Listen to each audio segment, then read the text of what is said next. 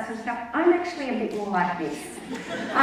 You know, I've never been very sporty. I've you know, sort of really, I love moving and I love exercise, but I've never been an endurance athlete, and I'm always kind of worried a lot about, you know, taking on something as big. Because I think the main thing for you to get out of today is that it is a journey for your body and your mind. And often there's some very simple things that you can do to actually make a big difference. The first thing is, if you've got a Barina, like me, don't just take it out for long drives, because often that's the first thing that people think is, I've got to do this 50 Ks, right? And so I have to get up and build up to 50 Ks.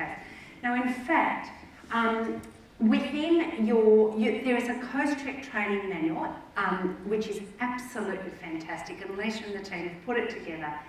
And if you download that, and there's dates in it about how many, like in this week, starting this week, aim for about 10 Ks. And then 2 weeks later, the long walk becomes 12.5 Ks. And then 2 weeks later, it becomes 15 Ks. So in fact, all you need to think about is all I need to do every 2 weeks between now and 4th of March is increase by 2.5 Ks. So in a week, what you'll see from this blog is that you've got basically a walk once a week that you're doing. Say this was what we did. The interval and the strength part of it is incredibly important.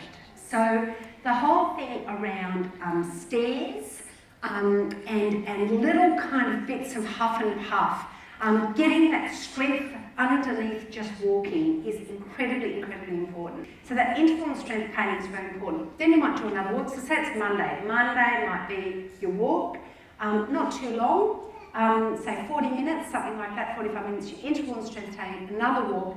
Then what I call your reboot day. So your reboot day is a day where you do your low-level stuff, and we'll talk about what that looks like. But it's really about getting your brain and your body so that your deep core is really working, that your glutes are working, that all the stuff that can lead to injury is really fired on.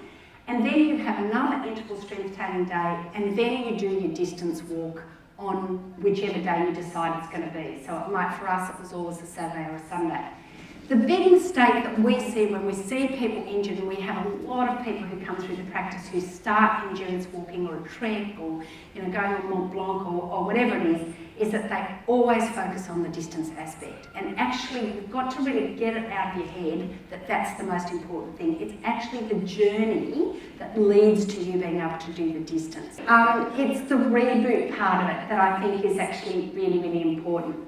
And the reason that reboot is important is because what we often see is people get globally stronger, so they're getting stronger through their legs, they're getting stronger through their arms, but it's often your old niggly injuries that really start to play up, and that's really where we need to start. So it's not, the whole process is not a straight line. You know, your journey is going to look a lot more like this, where you start with 1 week and you go up, and then you have to have that little bit of downtime sometime in the week, which allows you then to go to the next point, and then the next week, and the next week. And as you gradually progress up, you'll find you get to that point about 3 weeks out where you actually start to taper off. And I've spent many years working with elite athletes, particularly with the Waratahs and the Brumbies, who are now so fabulous. And we were in the dark for so many years. And with netballers, and I think this understanding that you do need to taper off, and that's all in your log. So the second tip is that you need to understand what that reboot is for your body type, and that is very much about what we call floppies, flippies and stiffies. This is all about how much flexibility your body has. So the thing with floppies is that they're people who, as kids, you could do the splits. As kids, you could pull your thumb all the way back. You've probably got double jointed elbows. You can still put your hands flat on the floor when you're bending forward. Put your hands up. Who are the floppies? Come on, up you go. There you go. Have a look around the room. There's usually about 10 to 12% of the population of floppies. And you'll tend to find with floppies is that because you're very flexible, they love stretching, right? but in fact what floppies need, as floppies start doing endurance stuff, because we move a lot, we often end up with a lot more injuries. So if you are a floppy, we need to kind of think about what you're going to do. Stiffies are people who have never ever touched their toes. They hate stretching more than life itself. They can still remember those dreadful people at school who could do gymnastics and they hated all those classes. They generally don't get very many injuries though. Hands up, who are the stiffies? Put your hands up. See? They're very proud, stiff and proud. Out you go. And the good thing about being a stiffy is you'll probably get through this with absolutely no problem. The majority of us are what we call flippies, floppies with stiff bits, right? So we couldn't quite do the splits as kids. You can touch your toes, but you've always had a bit of a stiff thoracic spine and tight hamstrings, maybe slightly tight hips. Who are they? Generally, have a look around. About 80% of us are flippies. And the thing with flippies, we need a bit of a combination chow mein. A little bit of stretching, a little bit of stability. So the more floppy you are, the more likely you are to get overuse injuries as you start to do endurance events. The stiffer you are, the more you have to work on your flexibility. So the third thing is this, that the secret to life is in your bum, right? And when it comes to endurance training, it's all about your glutes, right? It's time on your feet and how strong you can get what's called your lumbopelvic stability. So the thing is that if you think about walking, and Lisa was saying about her poles, the poles are fantastic, particularly if you're a floppy.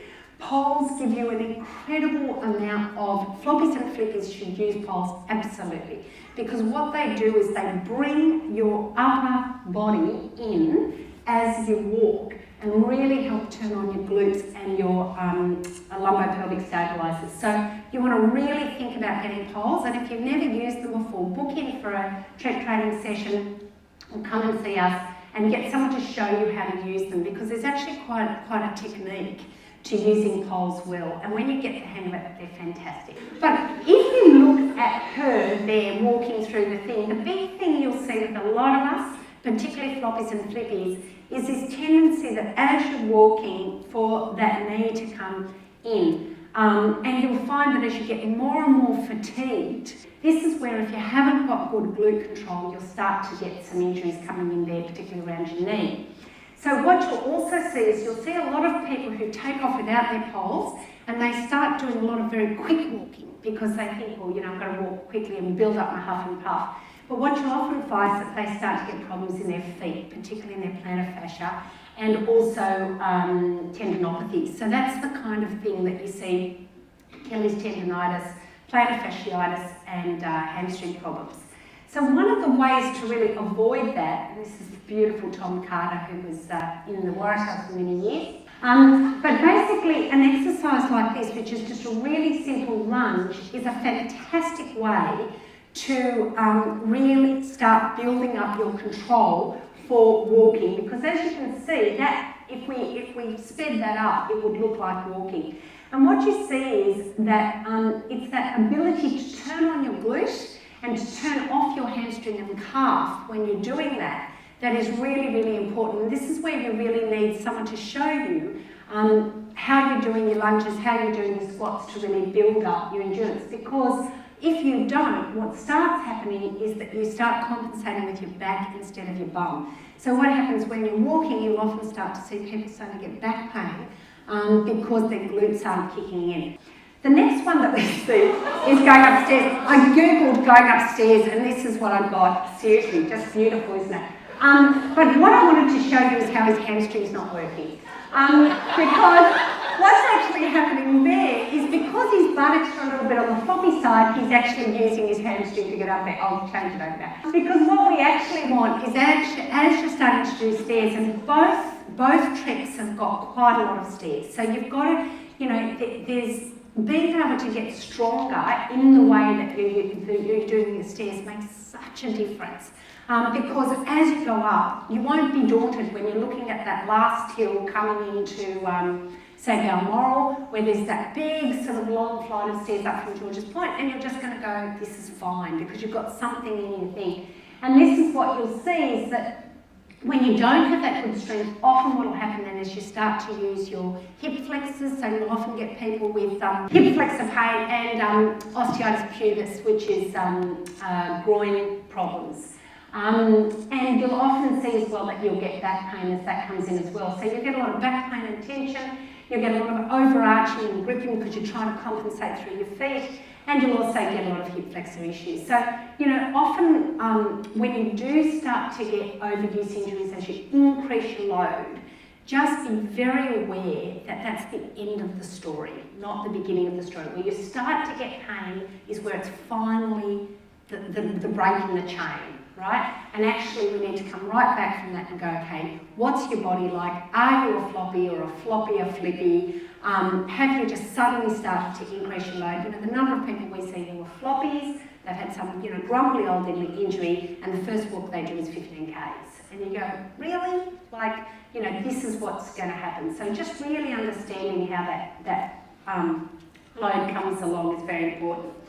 So, have a wonderful Coast Trek journey. If you feel any kind of anxiety around your body, come and see us or go and see your physio, your osteopath. We're very happy to work in conjunction with people. Download that training manual. It is bloody brilliant, and it will get you through and be organised. Slot it into your diary, get your teams together. You'll be absolutely fine and be just a fantastic